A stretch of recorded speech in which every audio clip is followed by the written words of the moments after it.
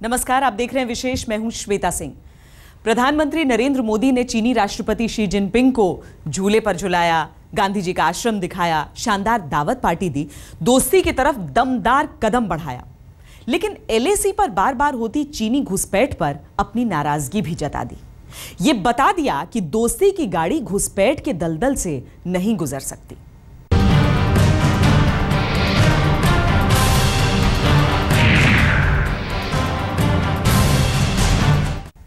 प्रधानमंत्री मोदी ने चीनी राष्ट्रपति शी जिनपिंग के साथ शिखर वार्ता में कई मसलों पर बात की, लेकिन सबसे अहम मुद्दा रहा भारतीय क्षेत्र में चीनी घुसपैठ और सीमा को लेकर चलने वाला विवाद। प्रधानमंत्री ने चीनी नेतृत्व को बता दिया कि उनकी दोस्ती और हिंदुस्तान की सीमा रेखा क्या है।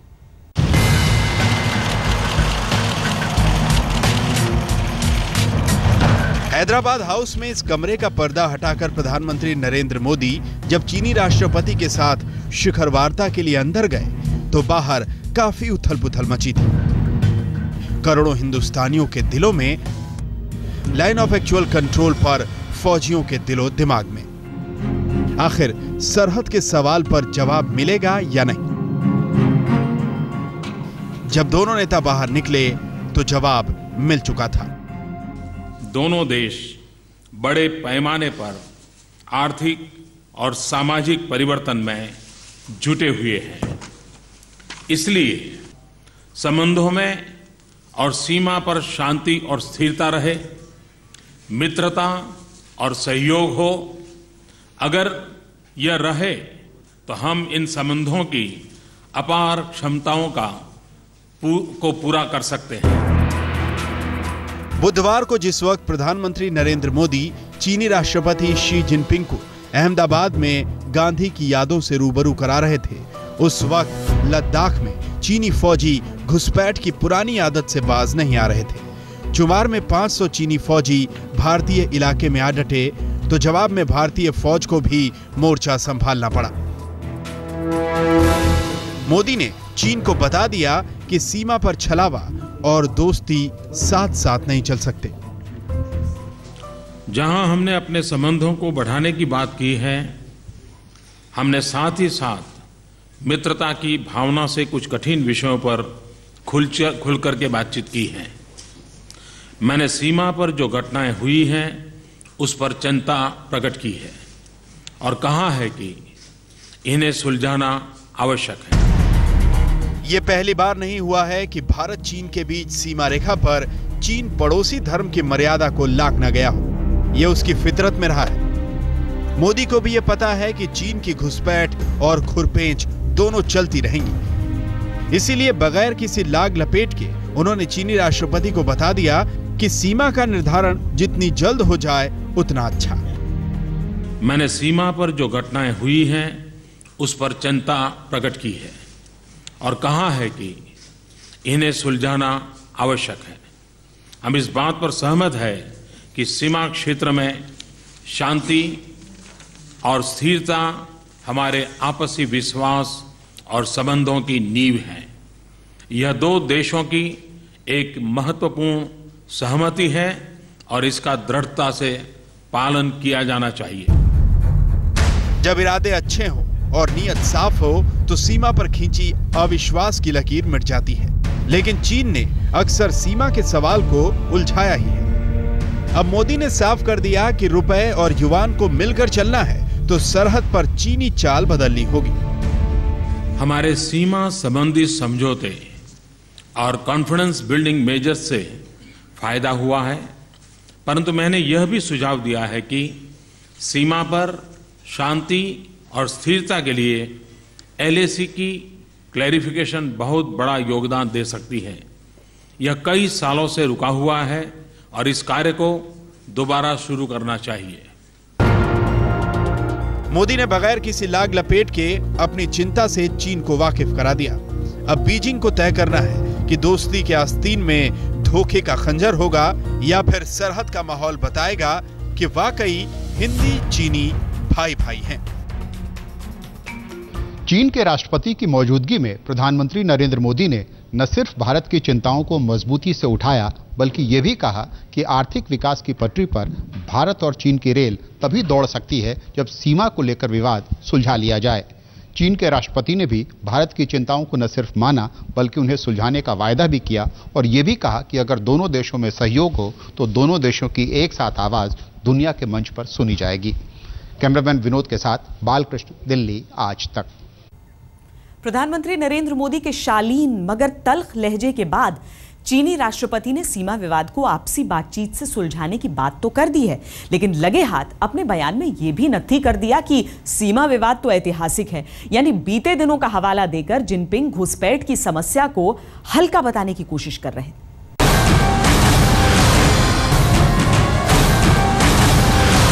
Welcome you to today's ceremony where 12 documents will be exchanged. एक के बाद एक 12 समझौते हो गए। भारत और चीन के कारोबारी रिश्ते का ग्राफ और ऊपर जाने की संभावना है, लेकिन असली भावना का इम्तिहान तो सरहद पर होता है। इस सवाल को जब प्रधानमंत्री नरेंद्र मोदी ने अपने बयान में छेड़ा तो चीनी राष्ट्रपति को भी बोलना पड़ा। जल्द ही सुलझ जाएगा सीमा विवाद। 双方同意继续尊重和照顾彼此关切，以积极态度妥善处理两国间存在的问题。中印边界问题是历史遗留问题，多年来双方通过友好协商稳步推进边界谈判，取得了积极进展。中印边境地区保持了和平与稳定。 जो लिखित समझौते हुए उसमें कैलाश मानसरोवर की यात्रा है, रुपए पैसे का कारोबार है, बुलेट ट्रेन है, मुंबई को शंघाई बनाने का सपना है। लेकिन जिस बुरे सपने से हिंदुस्तान हर रोज दो चार होता है वो है बॉर्डर का विवाद। मोदी ने चीन की सीनाजोरी पर उंगली रखी तो जिनपिंग विवादों के इतिहास में झांकने लगे। 由于边境尚未划定，有时可能会出现涉边事件，但双方完全可以通过现有多层次的涉边机制，及时加以有效管控，防止对双边关系形成大的干扰。 中方有决心同印方通过友好协商早日解决边界问题，也有诚意在此之前共同维护好边境地区的和平与安宁。 चीन के देवता को ऐतिहासिक विवाद याद है, ऐतिहासिक दोस्ती नहीं। वो दोस्ती जिसमें हिंदुस्तान ने चीन को संयुक्त राष्ट्र में वीटो पावर दिलवाया और शुरुआती दिनों में दुनिया में एक पहचान। जवाब में धोखे का वो युद्ध मिला जिससे जज्बातों का हर सीना आज तक जख्मी है। अपने मेहमान को भगवान मानने की परंपरा में जीता है हिंदुस्तान। भले लद्दाख में चीनी धोखा जिंदा हो, लेकिन जिनपिंग को हिंदुस्तानी मेहमान नवाजी हमेशा याद रहेगी। अब गेंद उनके पाले में है कि कैसे सीमा के सवाल को हमेशा के लिए खत्म किया जाए।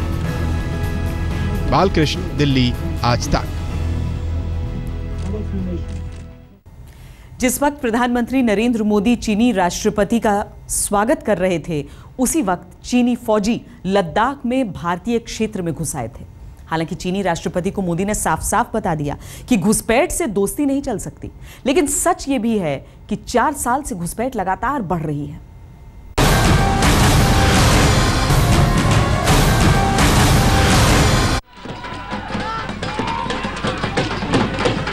हिंदुस्तान में ऐसा शानदार स्वागत हुआ कि चीनी राष्ट्रपति और उनकी पत्नी इसे जिंदगी भर याद रखेंगे। लेकिन अरुणाचल से लद्दाख तक सीमा पर चीनी फौजियों की हरकत ऐसी है कि हिंदुस्तान भी उसे भूल नहीं सकता। इसलिए जिनपिंग के साथ शिखर वार्ता में मोदी ने दो टूक बता दिया कि चीनी हरकतें काबिले बर्दाश्त नहीं है। जहां हमने अपने संबंधों को बढ़ाने की बात की है, हमने साथ ही साथ मित्रता की भावना से कुछ कठिन विषयों पर खुल करके बातचीत की है। मैंने सीमा पर जो घटनाएं हुई हैं उस पर चिंता प्रकट की है और कहा है कि प्रधानमंत्री ने जिस चिंता की तरफ चीन का ध्यान खींचा, उससे सबसे ज्यादा सामना उन लोगों का होता है जो LAC पर रहते हैं। आज तक ने लद्दाख में ग्राउंड जीरो का हाल देखा। लोगों का मानना है कि चीनी फौजियों के घुसपैठ बदस्तूर जारी है। कांग्रेस से बीजेपी तक सबकी राय एक जैसी है। चीन का पॉलिसी नंबर 1 ये है कि वो अपने नोमैड को काफी इंकरेजमेंट करता है। जो सबसे पहले वो अपने नोमैड को बेचता है। हमारा नोमैड्स को बिल्कुल जाने का इजाजत नहीं है। वो चिंता की बात तो है, क्योंकि हर टाइम चीनी लोग यहाँ घुसे आता है, कुछ न कुछ काटे रहता है। इसी तरह होना तो नहीं चाहिए, क्योंकि आपने अपने जगह पे बैठना ज़रूरी है। और चीनी ऐसे करता है, उनको भी थोड़ा बहुत तो हम हिंदुस्तान में उसको थोड़ा बहुत जवाब तो देना चाहिए।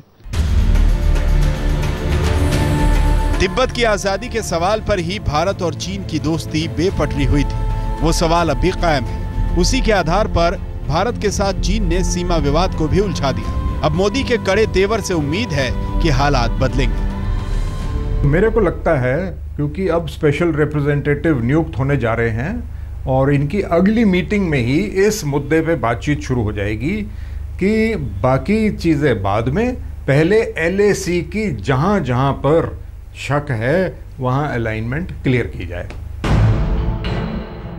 हालांकि सच तो यह है कि बार बार भरोसे के बावजूद चीन कभी घुसपैठ में कमी नहीं लाता। 2010 में चीनी फौजियों ने 228 बार घुसपैठ की, तो 2011 में 213 बार, 2012 में 426 बार और 2013 में 411 बार। इस साल 4 अगस्त तक चीनी फौजी 334 बार घुसपैठ कर चुके हैं। जम्मू कश्मीर के लद्दाख क्षेत्र में लाइन ऑफ एक्चुअल कंट्रोल पर पिछले कुछ महीनों के दौरान चीन की तरफ से घुसपैठ में इजाफा हो रहा है। चीनी सेना भारतीय इलाके में आती है और वापस चली जाती है। सरकार और सेना इस बात से इनकार तो कर रही है, लेकिन लाइन ऑफ एक्चुअल कंट्रोल पर रहने वाले लोग इस चीनी हरकत से काफी परेशान है। लाइन ऑफ एक्चुअल कंट्रोल पर रहने वाले लोग मानते हैं कि अगर इसी तरह चीनी सेना का दखल लाइन ऑफ एक्चुअल कंट्रोल पर बढ़ा तो कहीं न कहीं उनके लिए खतरे की बात है। ताजा मामले में चीनी फौजी पीछे जरूर हट गए। ये भी एक अच्छा संकेत है कि चीन ने भरोसे की पूंजी निवेश का वादा किया है, लेकिन चीन का इतिहास बताता है कि हिंदुस्तान को हिमालय के बर्फीले इलाके में संभल कर चलना होगा। दिल्ली में बालकृष्ण और मनोज शर्मा के साथ अशरफ वानी, लद्दाख आज तक।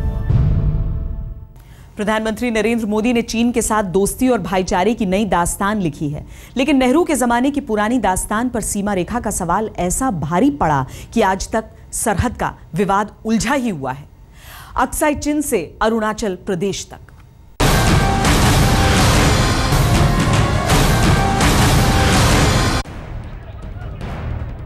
कभी लद्दाख के चुमार में तो कभी दौलत बेग ओल्डी में अक्सर चीनी घुसपैठ का सामना हिंदुस्तानी जवानों को करना पड़ता है। बाद में विवाद बढ़ने पर उनके कदम पीछे हट तो जाते हैं, लेकिन सरहद पर तनाव तो बढ़ ही जाता है। ऐसे में प्रधानमंत्री नरेंद्र मोदी ने चीनी राष्ट्रपति के साथ 1.5 घंटे की शिखर वार्ता में अपना पक्ष साफ कर दिया। दरअसल भारत और चीन के बीच सीमा का विवाद पश्चिम में अक्साई चीन से लेकर पूरब में अरुणाचल तक पसरा हुआ है। भारत और चीन के बीच करीब 3000 किलोमीटर सीमा स्पष्ट नहीं है।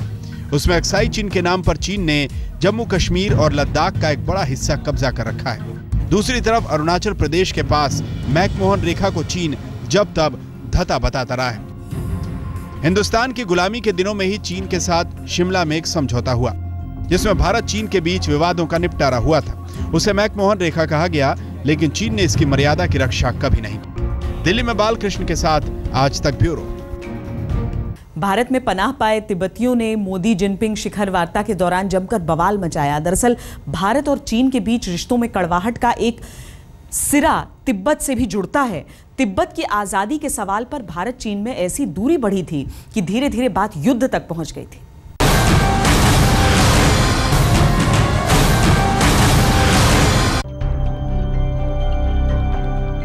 हिंदुस्तान की हुकूमत ने तो चीन के राष्ट्रपति के लिए जाज़म बिछा दिया, लेकिन हिंदुस्तान में ही पनाह लिए एक तबके का दर्द आक्रोश और विरोध के रूप में सामने आ गया। जिस वक्त हैदराबाद हाउस में शी जिनपिंग प्रधानमंत्री मोदी के साथ शिखर वार्ता कर रहे थे, उसी वक्त तिब्बतियों का विरोध भी तेज हो गया।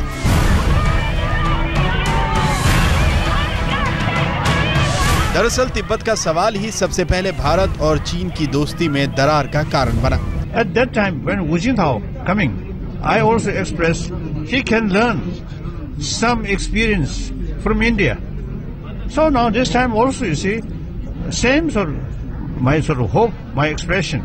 You see, Xi Jinping, I think different Xi Jinping's thinking, more realistic, more open-minded, so he can learn more things from India. Then after all, Sino-Indian relation on the basis of mutual trust is very important, very essential. Dalai Lama का हिंदुस्तान में रहना चीन को इतना अखरा कि दोनों देशों की तलखी 3 साल में ही युद्ध में तब्दील हो गई।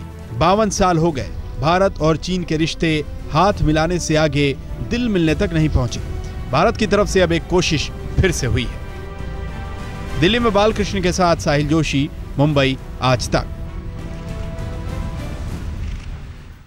एक पुरानी कहावत है कि अगर कोई एक बार आपको धोखा देता है तो लानत है धोखा देने वाले पर, लेकिन दूसरी बार आप धोखा खाते हैं तो धिक्कार है आप पर। चीन के साथ भारत के रिश्ते बदल तो रहे हैं, लेकिन जरूरत है जरा संभल कर चलने की, चाहे सरहद की बात हो या घुसपैठ की। विशेष में इतना ही। देश और दुनिया की बाकी खबरों के लिए देखते रहिए आज तक।